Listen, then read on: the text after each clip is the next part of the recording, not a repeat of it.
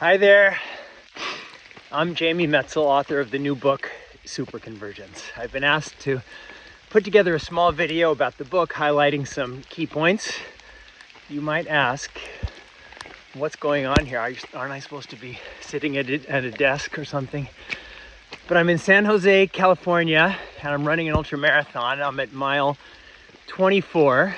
It's been pouring all day. It's absolutely freezing. My hands are numb and there's mud everywhere, but this is pretty exciting. And you may think that an ultramarathon is hard, but try writing a book. Try writing what I hope is a great book. If you've ever cooked or made lemonade, you know what it's like when you have a lemon, you're trying to squeeze that last bit of juice out of the cut lemon, and you squeeze and you squeeze. That's what writing a book is sometimes like. This is book number 6. And you have to take everything, your heart, your soul, your ideas, your life experiences, everything you're observing in the world around you, and then squeeze it into this essential form.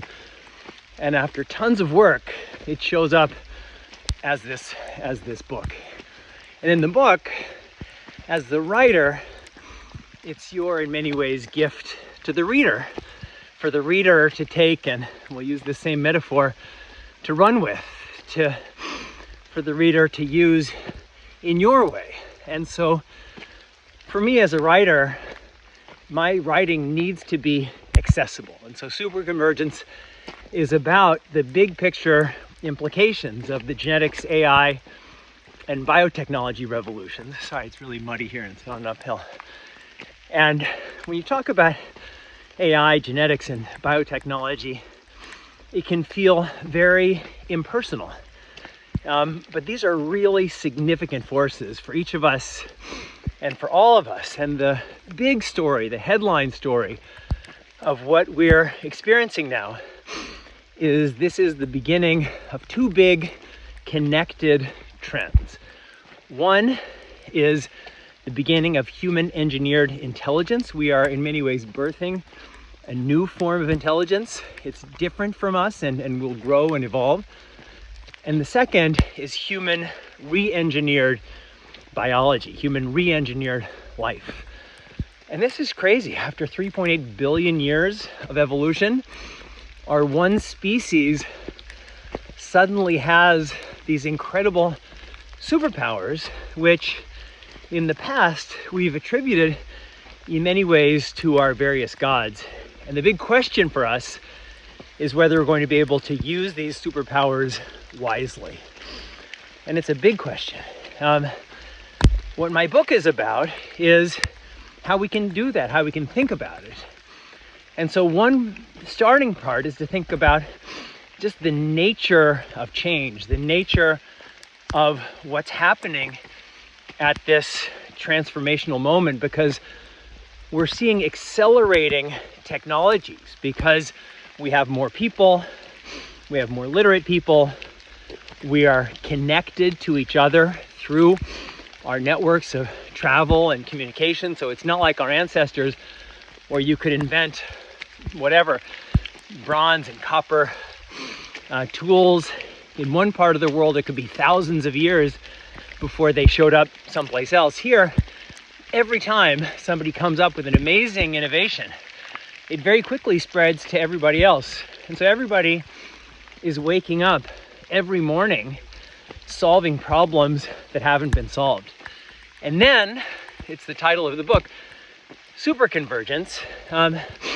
All of these technologies are folding into each other. So computer technology obviously is folded into AI.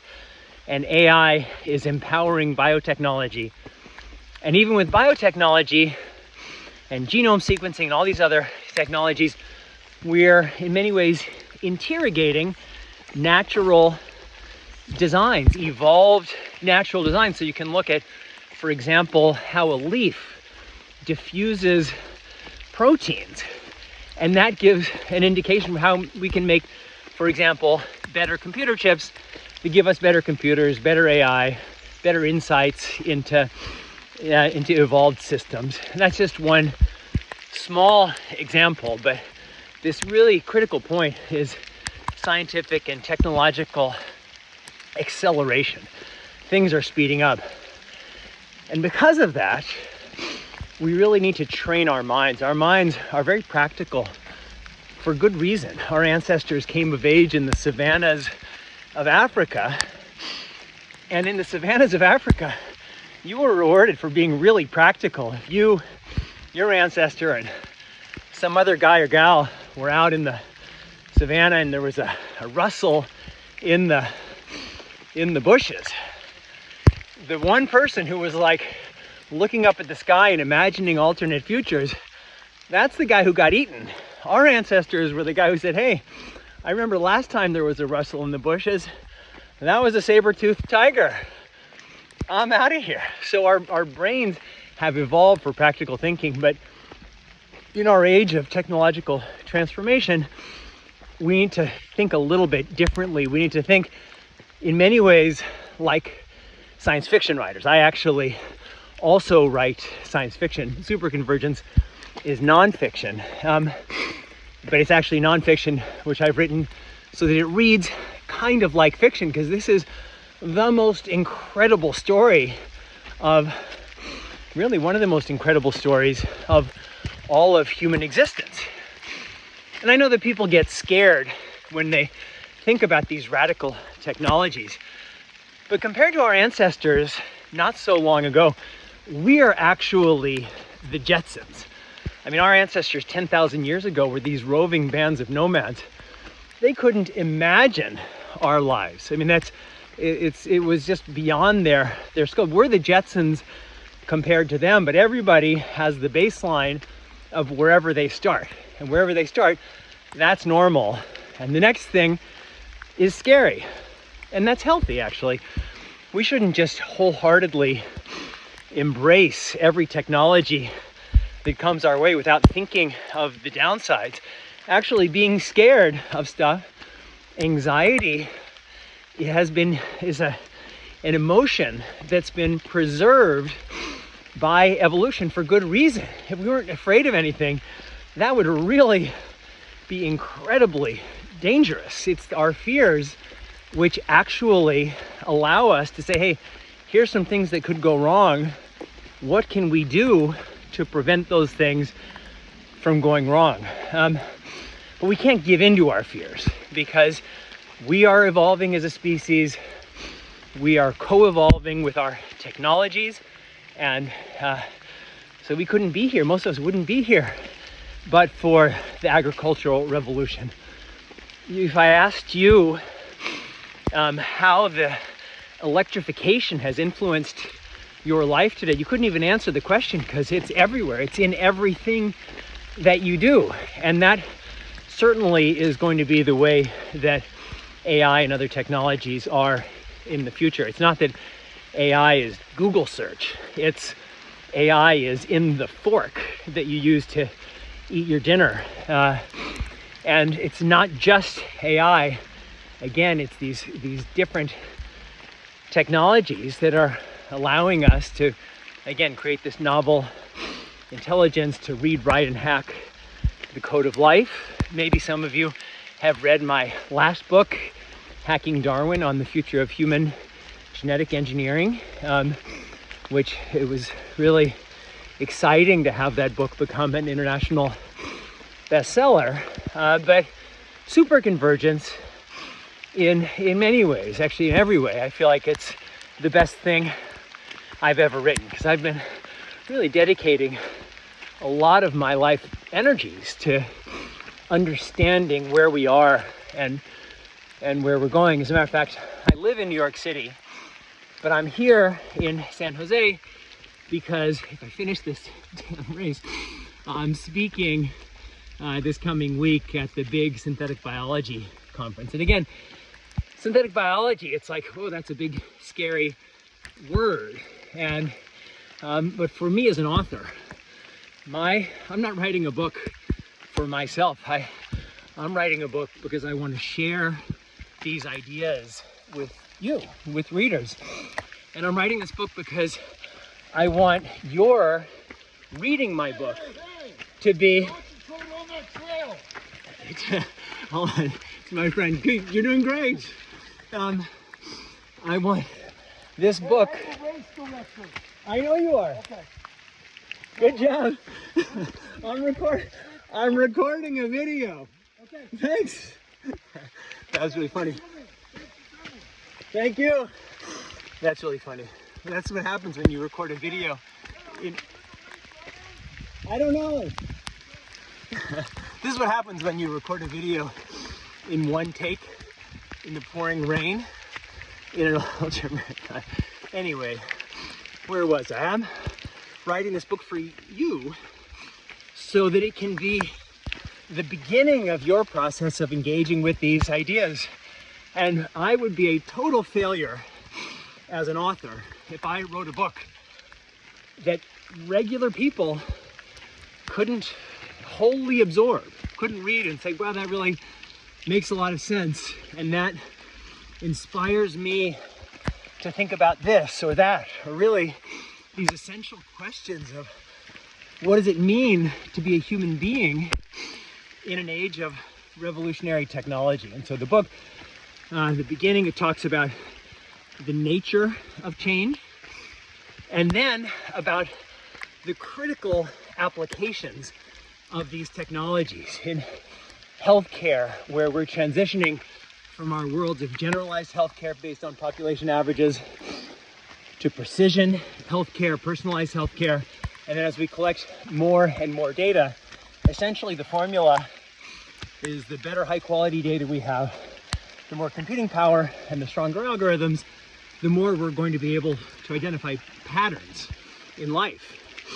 And in healthcare, that's going to shift us toward our next phase of healthcare, which is predictive and preventive. Oh my God, you're doing awesome. 50K. Good job. Predictive and preventive healthcare, a whole new paradigm of thinking about healthcare where we solve problems before they arrive as symptoms. In agriculture, the reason we could go from 2 billion people 100 years ago to 8 billion now is because of our revolution in agriculture. But it's not old McDonald's farm.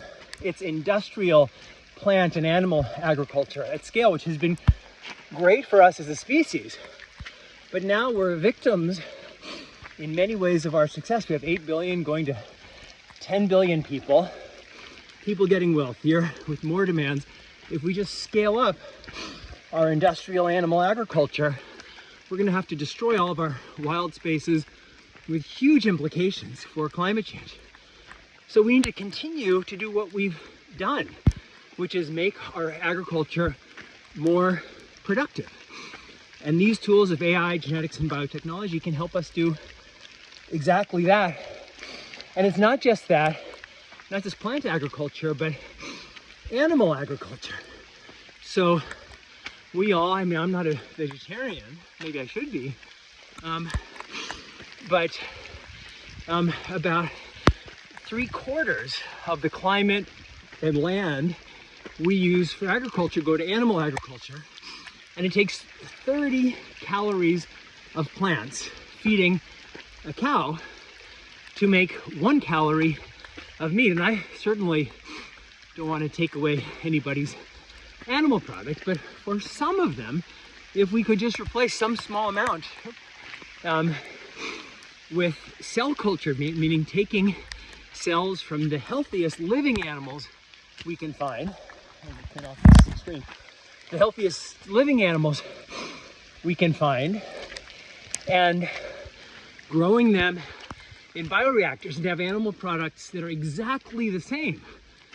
That's a great thing. It's better for climate, better for the environment, better for deforestation, better for pandemics because we don't have to pump animals with antibiotics. I know there are a lot of people who are afraid, and the state of Florida just passed a law banning for some inexplicable reason cell-cultured animal products, even though it's just the very beginning.